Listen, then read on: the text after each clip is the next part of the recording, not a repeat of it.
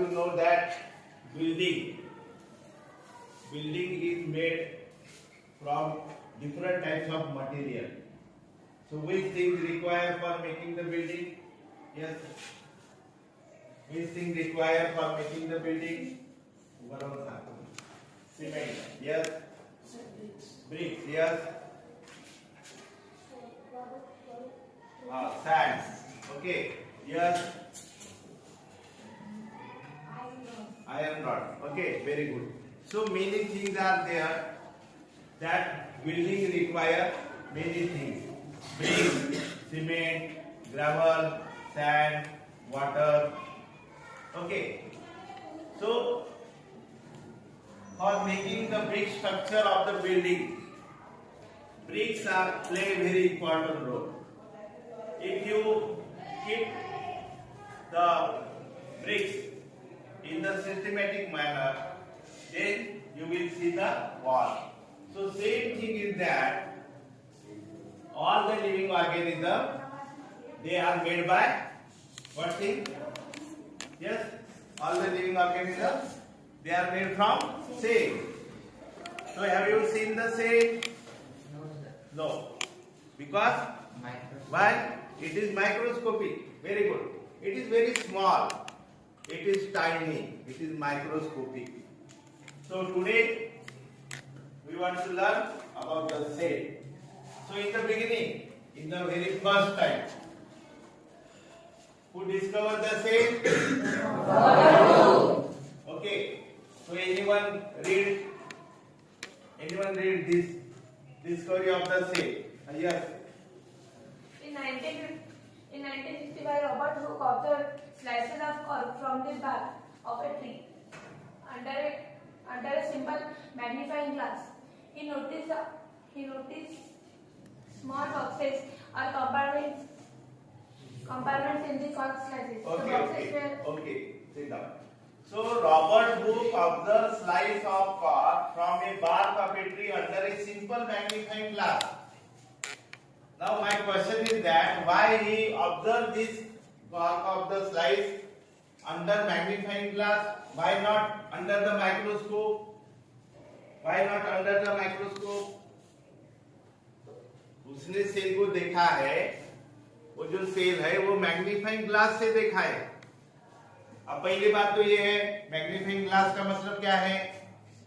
बोलो, what is magnifying glass?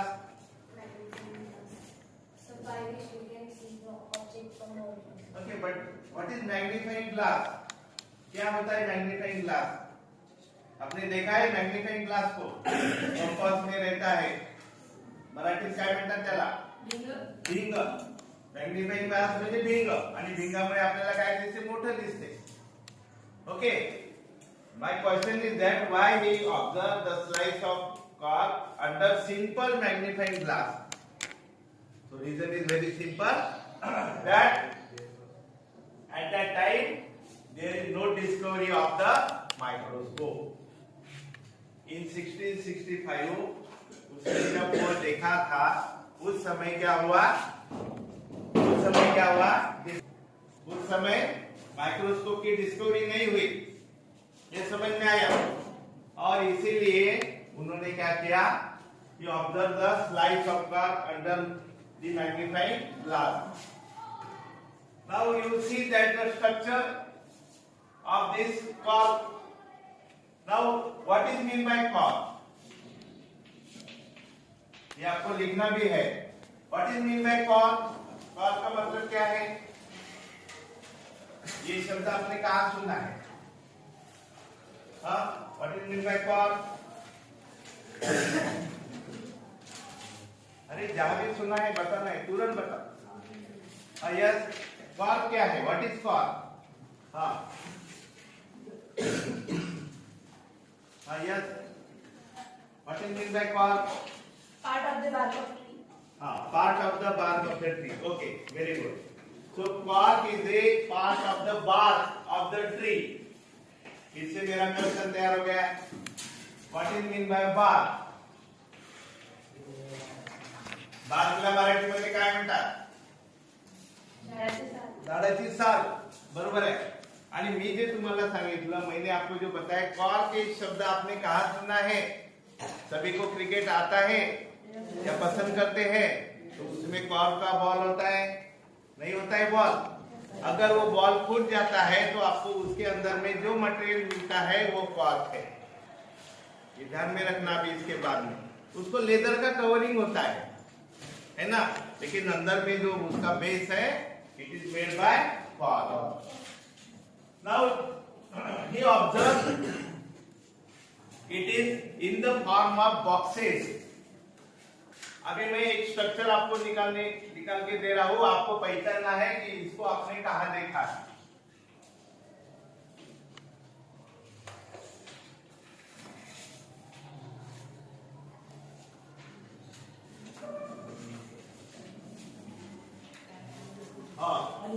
honeycomb। Okay, this structure is honeycomb। अब इसमें इसका अगर शेप देखेंगे तो कैसा है? हेक्सागोनल। हेक्सागोनल का मतलब क्या है? जिसको 6 साइड है, जिसको 6 साइड है उसको हम बोलते हैं हेक्सागोनल। समझ में आया? हेक्सागोनल का मतलब है 6 साइड। Hexa means 6। ओके, तो ये जो है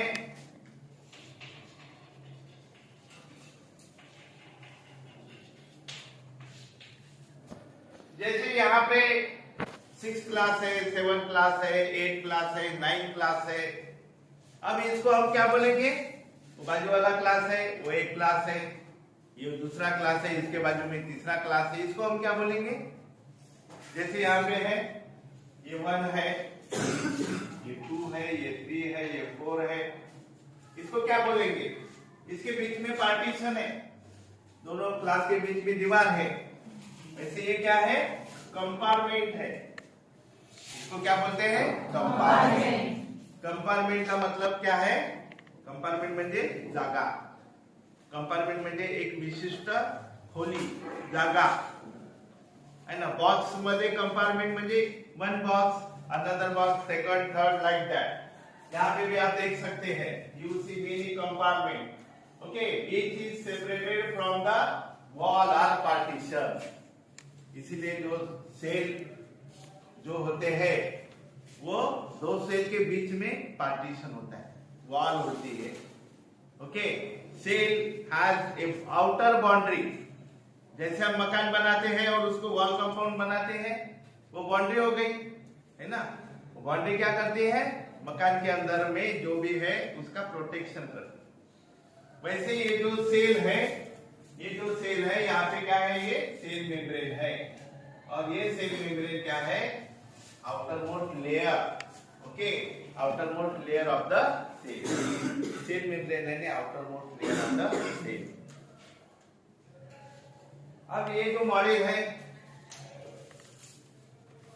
इसका नाम क्या है? कौन सी सेल है ये?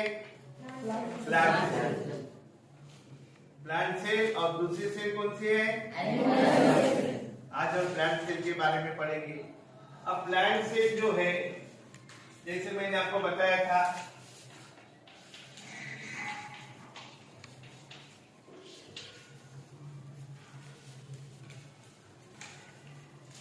इसका शेप कैसा है?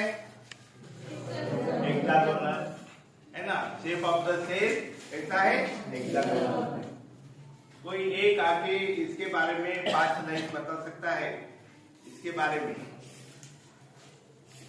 एक जण समोर आहे आणि 4-5 ओळी बोलायचं बता। What is plant cell? कैसे बोलना है ये भी मैं बताता हूँ। ओके, तो plant cell, it is a plant cell, it has particular shape। Can you identify the organelles in the plant cell? इधर आ जाओ। Where is nucleus? बताओ इसमें।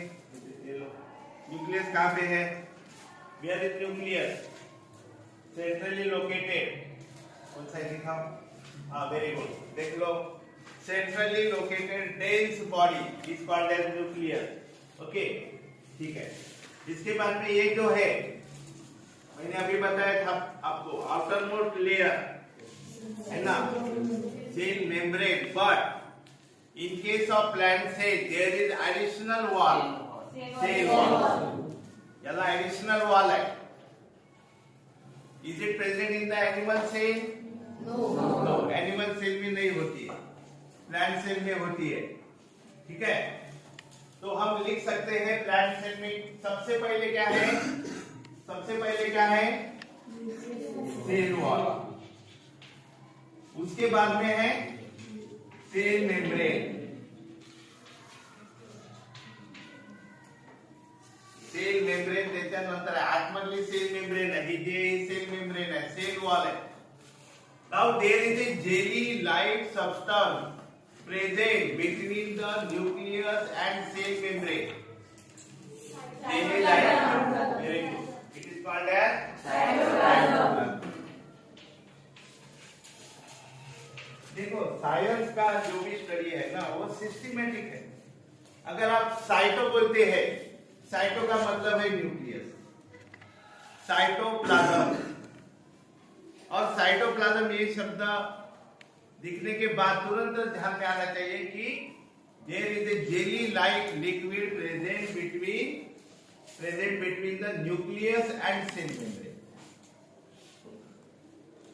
And this plant cell and animal cell both are living cell. Plant cell and animal cell both are living cell. Okay. Plant cell and animal cell both are living cell. Nucleus.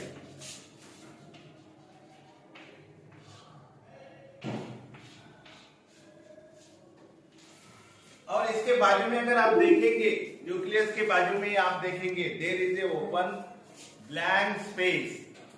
Okay. और इसको हम क्या बोलते हैं? Vacuole. Very good. Now because of this vacuole big size है ना, आप यहाँ पे देख सकते हैं कि ये जो वैक्यूल है, ये वैक्यूल कैसा है? बड़ा है. इसलिए न्यूक्लियस जो है वो साइड हो गया. एनिमल सेल में न्यूक्लियस सेंटर में होता है, प्लांट सेल में न्यूक्लियस बाजू में है. क्यों? क्योंकि वैक्यूल जो है वो इट इज बिग साइज. उसके बाद में cells are the basic structural unit of living organism. जैसे मैंने आपको बताया था कि कितनी भी बड़ी बिल्डिंग हमें बनाना है तो bricks play an important role. जितनी ब्रिक्स हम रखेंगे ऊपर ऊपर ऊपर उतनी मंदिर की बिल्डिंग तैयार होती है. वैसे हमारा शरीर है. Can you imagine how many cells are present in human body? More than billions, trillions है ना. बहुत सेल है. एक अगर हम उंगली दिखाते हैं तो इसमें बहुत सारे सेल होते हैं, बहुत सारी सेल होती है. When many cells come together, they form tissue. Very good. When many tissue come together, they form organs. And when many organs come together, they form organ system. और ये organ system से क्या बनता है? Organism बनता है.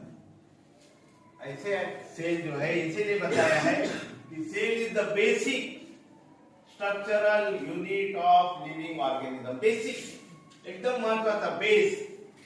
जसं आपला घराची बिल्डिंग आहे त्याचा आपण फाउंडेशन खोदतो है ना. बेस पक्का असेल तर बिल्डिंग मोठी होऊ शकते, पक्की होते. वैसे ही ऑर्गेनिज्म में अगर सेल है ना अच्छी तरह से अगर कार्य करती है तो ऑर्गेनिज्म भी वो जो है अच्छी तरह से सर्वाइव होता है. बर्थ होने के बाद सभी ऑर्गेनिज्म सर्वाइव नहीं होते. क्यों नहीं होते? उनको सेल रहता है, उसमें सेल है, उसमें टिश्यू है, ऑर्गन है, ऑर्गन सिस्टम है, सब सारा है, सब कुछ है. लेकिन unfortunately some cells are not develop. कुछ सेल जो होती है वो डेवलप नहीं होती है. कुछ प्रॉब्लम आता है, कुछ डिसऑर्डर होता है ना. Okay. Some organisms are made up of single cell and some organisms they are made up of many cell. Single cell मैंने आपको पहले ही बताया कि साइंस में क्या है, रटना नहीं है, कभी भी नहीं रटना, इमेजिन करना. सिंगल सेल का मतलब क्या है? कौन सा दूसरा शब्द है सिंगल सेल को? यूनिसेलुलर। Very good. और यूनिसेलुलर का एग्जांपल बोलते ही आपको आना चाहिए, कौन सा है unicellular? And paramecium. Amoeba is unicellular, paramecium is unicellular. Okay, so amoeba is made from single cell. ये चारों में से कौन सा अमीबा है? ये, ठीक है। This is amoeba and this is paramecium. Now can you tell me the shape of the amoeba? Irregular shape. वो स्फेरिकल भी नहीं, रेक्टेंगल नहीं, ट्रायंगल नहीं, है ना, हेक्सागोनल नहीं। It is irregular in shape. इसलिए सबसे बढ़िया है, मैं बच्चों को हमेशा बताता हूँ कि अमीबा की डायग्राम जो है आप कैसे भी निकालो, अमीबा ये है ना, कैसे भी निकालो, लेकिन उसमें ये देखना चाहिए कि उसमें सूडोपोडियम आना चाहिए और nucleus is very important. This is pseudopodium, phosphate बोलते हैं उसको। Okay, unicellular.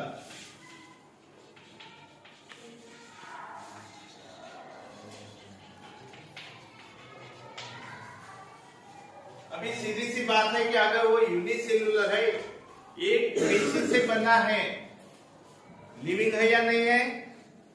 लिविंग है। उसमें सब क्रिया होती है या नहीं होती है?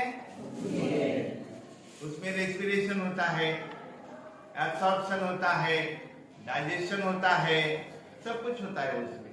But it takes place all the activities in the single cell. इनको क्या करना पड़ता है? सभी एक्टिविटी जो है एक सेल में करनी पड़ती है। बिकॉज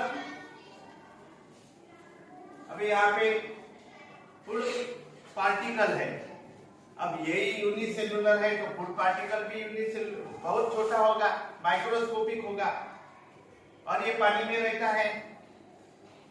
जब फूड इनके पास, फूड इनको ये देखते हैं तो ये सूडोपोडियम जो होता है वो आगे जाता है। इट इलोंगेट म्हणजे लांब होणे, है ना, क्योंकि and he can produce pseudopodium any side of its body. Amoeba जो है कोई भी साइड से सूडोपोडियम जो है बना सकता है। जैसे अगर यहाँ पे फूड पार्टिकल है, अब यहाँ पे तो सूडोपोडियम हमें नहीं दिख रहा है, ये क्या करेगा? तुरंत ये ऐसा हो जाएगा।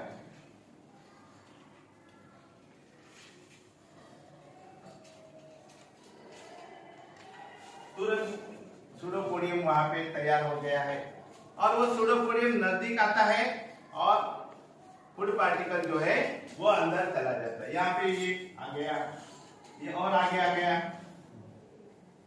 आपण समोर आला इकडून, आणि मग काय झालं? This is called as food vacuole.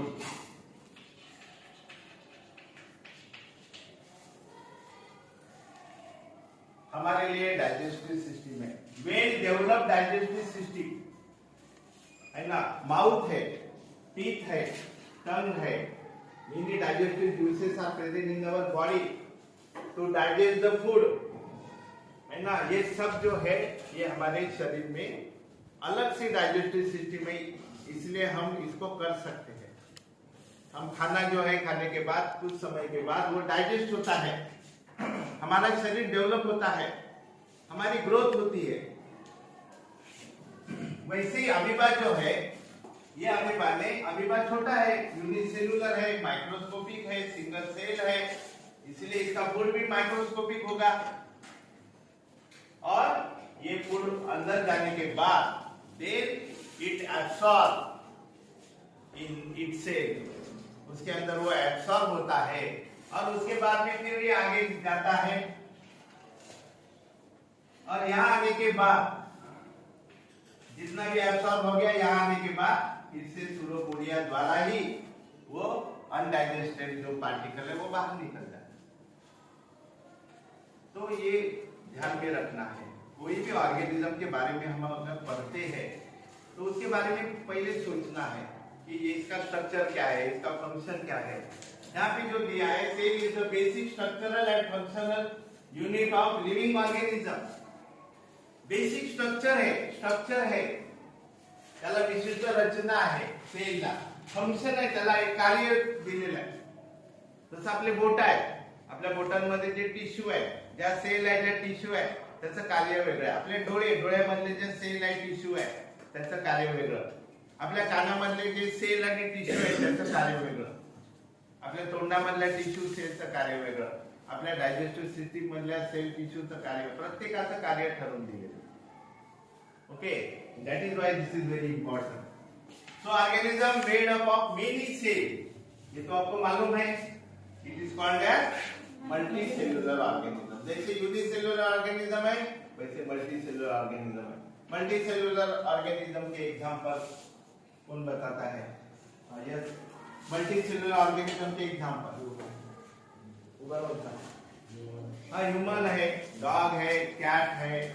Okay very good plants भी है ना because plants are also living organism ऐसा नहीं लिविंग ऑर्गेनिज्म का मतलब एनिमल दोनों भी है प्लांट भी है और एनिमल भी है यहाँ पे आप देख सकते हैं प्लांट्स है एलिफेंट है ह्यूमन बीइंग है डॉग है ओके मल्टी सेलुलर ऑर्गेनिज्म और organism made up of only single cell उसके बारे में हमने देखा है उसके आगे हम देखेंगे सेल्स आर डिफरेंट शेप्स अभी ये भी इंपॉर्टेंट है कि there are 3 types of shape spherical round shape जो है यहाँ पे कौन सी है राउंड शेप ये जो है spherical okay and it is the cell of कौन सी सेल है ये हमारे शरीर में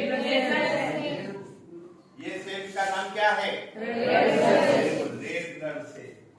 ब्लड सेल है और ब्लड सेल में भी रेड ब्लड सेल है आरबीसी ओके आरबीसी हम बहुत बार सुनते हैं ब्लड सेल में भी रेड ब्लड सेल है मैंने ब्लड सेल में रेड ब्लड सेल बोला है व्हाइट ब्लड सेल नहीं बोला है क्यों नहीं बोला होगा व्हाइट ब्लड सेल किसी को आइडिया है मैंने क्या कहा ब्लड सेल में red blood cell spherical shape है लेकिन मैंने व्हाइट ब्लड सेल के बारे में नहीं बोला डब्ल्यूबीसी के बारे में नहीं बोला क्यों नहीं बोला होगा खड़े होके बोलो शेप अलग है यानी कैसा है डब्ल्यूबीसी का शेप कैसा है जल्दी जल्दी बोलो कैसा है हाँ नो मैंने क्या बोला कि आरबीसी जो है वो जो सेल है वो राउंड शेप है एनीवन इसलिए जो है ना मन लगा के पढ़ना है आपको एक एक लाइन पढ़ो तो आपको आ जाएगा डब्ल्यूबीसी सिट डाउन जैसे अमीबा का सेल है शेप है वो इरेगुलर है वैसे डब्ल्यूबीसी का भी शेप इरेगुलर है इसको पढ़ लेना ओके तो WBC has no shape it is irregular shape उसके बाद में ये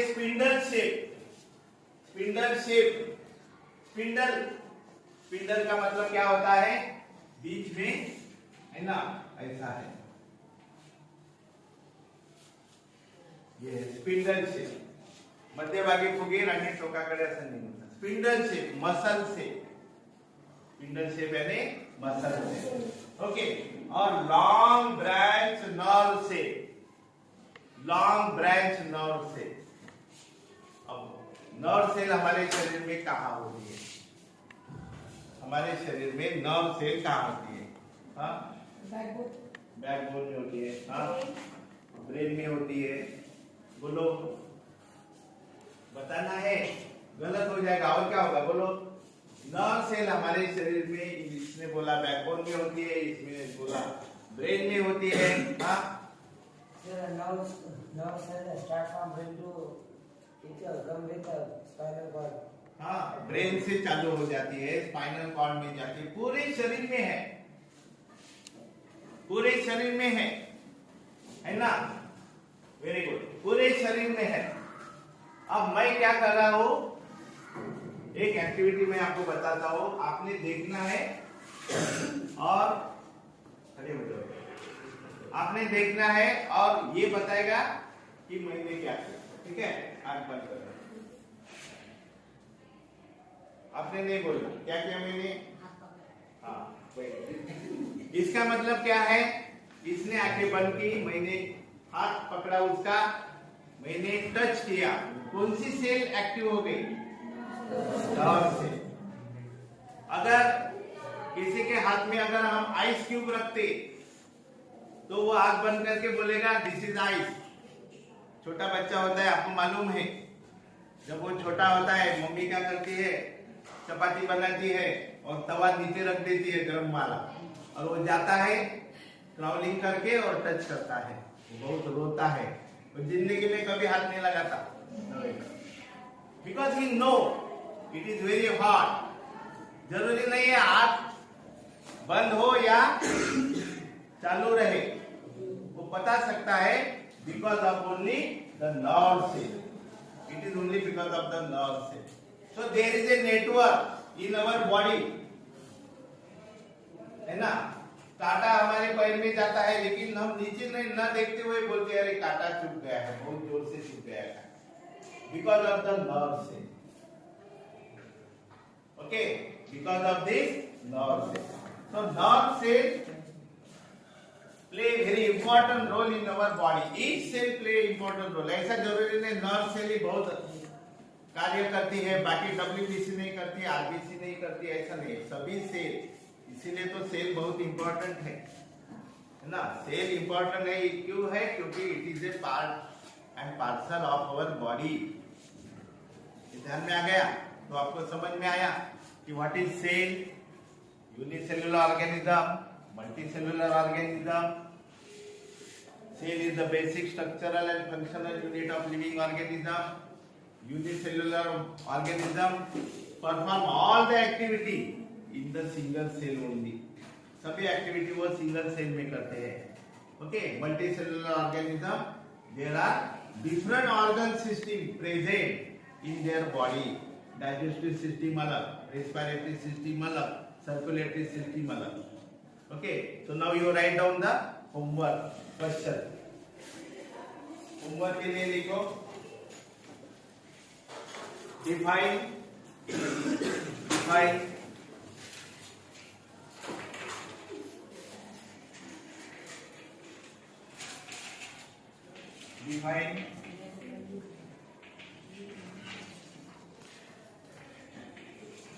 unicellular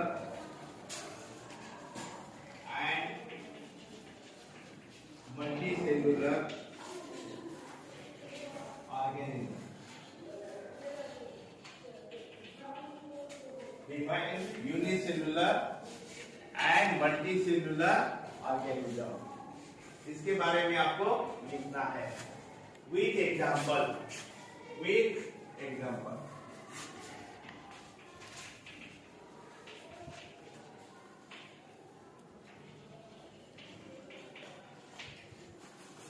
Define unicellular and multicellular organism with example. और दूसरा जो क्वेश्चन है वो आपको लिखना है draw the well labeled diagram. Draw the well labeled diagram. Draw the well labeled diagram. Label का मतलब मालूम है ना आपको? लेबल का मतलब क्या होता है? हाँ, उसके नाम लिखने हैं। ऑर्गेनिज्म के नाम क्या है? Draw well label diagram of amoeba and paramecium. Amoeba and paramecium. Amoeba and paramecium.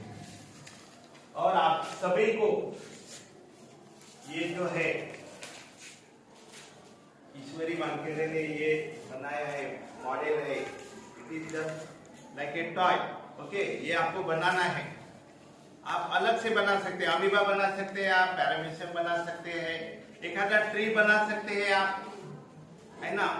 Thermocol या प्लाईवुड लेके उसका ट्री बना सकते हैं, उसको पेंटिंग कर सकते हैं। अच्छा, वो मॉडल हो जाता है और समझने के लिए भी ठीक होता है। Okay, so this is all about the safety. Any difficulty, any doubt, you can ask.